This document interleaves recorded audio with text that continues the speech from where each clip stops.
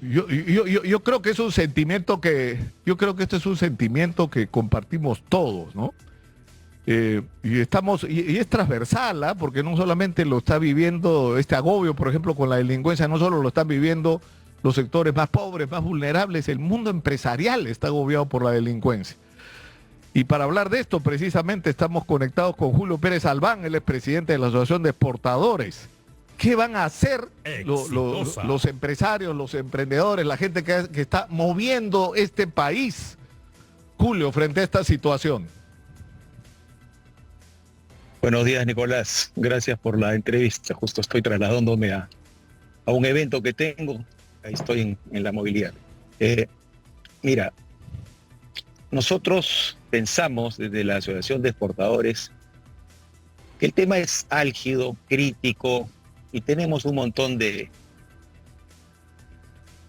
adjetivos, ¿no? Como todo el Perú.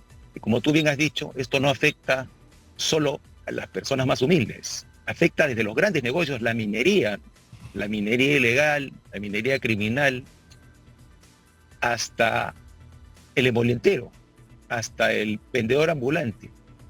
Y nosotros teníamos una tesis, ¿no?, al respecto.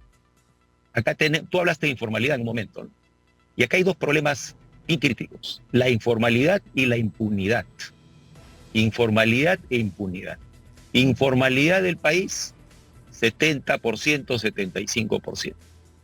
Y la impunidad, los delincuentes son capturados y salen inmediatamente liberados. Entonces, estos dos factores son una atracción para la delincuencia. Nosotros somos un país que quiere atraer inversiones, pero mediante estos dos factores estamos atrayendo inversiones delincuenciales. Eso es lo que está pasando. Y el gobierno tiene que enfocar esto, no como se habla mucho de que debe aplicar una política igual que se aplicó en la época del terrorismo. Esto es otra cosa. Para los delincuentes esto es un negocio. Y el negocio pide un retorno sobre la inversión. Y el negocio va donde las condiciones son favorables. Y para los delincuentes, las condiciones que actualmente vive el Perú son súper favorables. Informalidad, impunidad. Muchos negocios que son extorsionados son informales.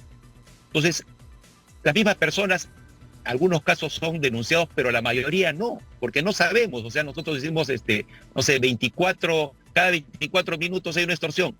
Yo creo que muchísimo más, porque muchos no se atreven a decirlo, porque están en el sector informal. Yo sé que esto es un tema estructural, no es un tema solo de este gobierno, pero algo se debió hacer. Pero lo que sí, la falla es clamorosa, es en la impunidad. Y la impunidad no solo es del gobierno, Nicolás, es del Estado en su conjunto que está fallando clamorosamente. Todos creo que ya hemos dicho eso. Y para solucionar esto, para dar al menos visos de solución, tiene que haber un liderazgo político claro, y este liderazgo tiene que venir del Ejecutivo. No hay forma de solucionar este tema así, no hay forma, lo vemos de esa perspectiva en la Asociación de Exportadores, si es que no existe el liderazgo que aglutine a todos los otros poderes, legislativo, el Ministerio Público, el Poder Judicial,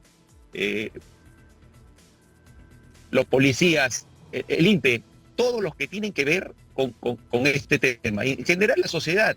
Pero si no hay un liderazgo con una estrategia clara, que diga, este es el camino, señores, y todos pongámonos a trabajar en ese sentido, definitivamente nada va a funcionar. Son temas aislados. Sabemos que el Ministerio del Interior se pelea con la Fiscalía. Entonces, ¿cómo vamos a querer acabar o al menos minimizar la delincuencia en el país?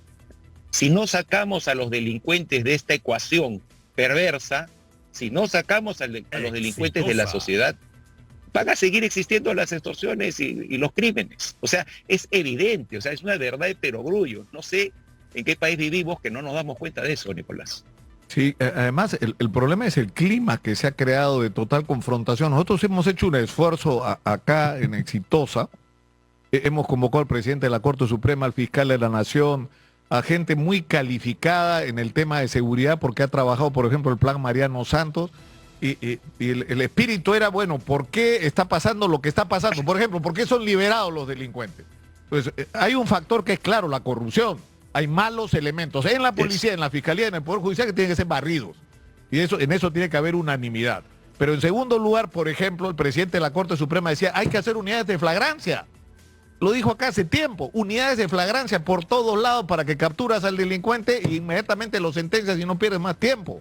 Pero eso necesita recursos y eso necesita una ley y eso necesita asignación presupuestal y eso necesita locales, equipamiento, etcétera. En segundo lugar, hablaban de los plazos.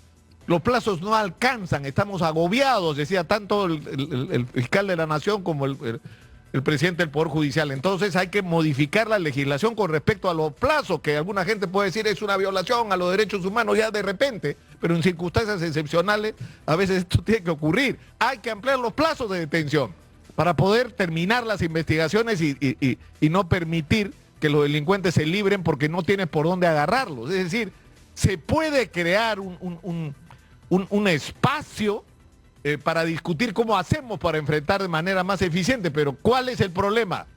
El que ustedes señalan. Si no tienes liderazgo para ordenar esta... Así es. No es una discusión, son las tareas que cada uno tiene que asumir. O sea, no avanzamos, porque no avanzamos. Exitosa. Exactamente. Las discusiones pues se dan en todos los espacios políticos, sociales. Yo escucho todos los días opiniones de por aquí y por allá, pero lo que estamos conversando es el quid del asunto, es lo que se debe hacer. O sea, en una organización, ¿no? En una organización empresarial existen los altos mandos, existe la alta gerencia, existe un directorio. Ellos fijan las políticas, dicen, señores, queremos pues que nuestro negocio vaya por este camino. Y estas acciones las haces tú y tú y tú, por sectores o por departamentos. Eso es lo que necesita el país. Ya, pero Julio, para eso necesitaríamos otra presidenta, ya, digamos, ya, si no puedes cambiar a la presidenta ahora por las circunstancias, por lo menos un presidente del Consejo de Ministros que tenga liderazgo y un gabinete de gente técnica, capaz, calificada, experimentada, ¿no? Con conocimiento y capacidad para enfrentar los retos de su sector. Y eso tampoco lo tenemos. Acá capacidades hay. Lo que falta es la persona que los llame y los aglutine y los convenza que esto es una misión para salvar al país, Nicolás. O sea, no hay forma de verlo de otra manera. Sí tenemos gente capacitada. Los propios gremios, Nicolás, nos hemos unido en el Comité contra la Delincuencia y por la Paz. Tú has hablado de las divisiones de flagrancia. Nosotros hemos propuesto eso y ha sido bien escuchado por el presidente del Poder Judicial.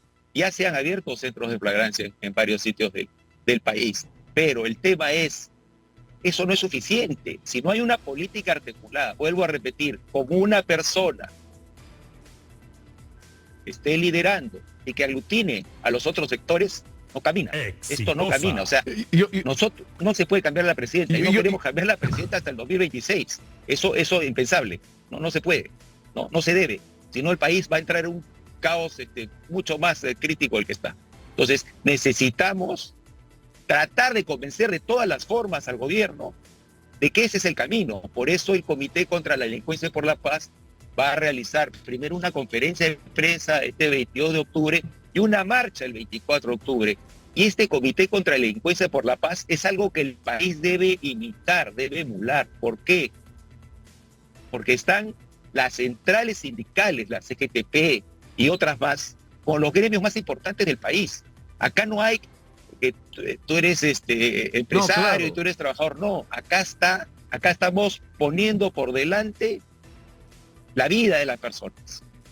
Y ese es un tema que el propio gobierno tiene que ver y darse cuenta de que esta unión de tanto los trabajadores con los empleadores reclamando por la solución de este problema tan álgido es el camino que debe seguir.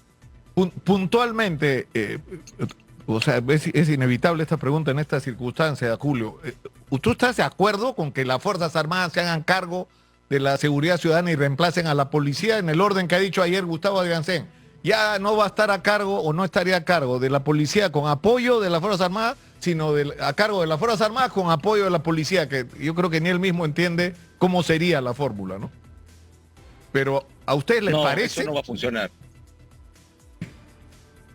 No, definitivamente eso no funcionaría para nosotros. La policía tiene que encargarse de poner el orden en el país. Es lo que manda la Constitución. Claro, la Constitución también te dice que las Fuerzas Armadas pueden entrar en momentos como este, pero la dirección, la parte de inteligencia, y ellos saben cómo manejar situaciones como estas.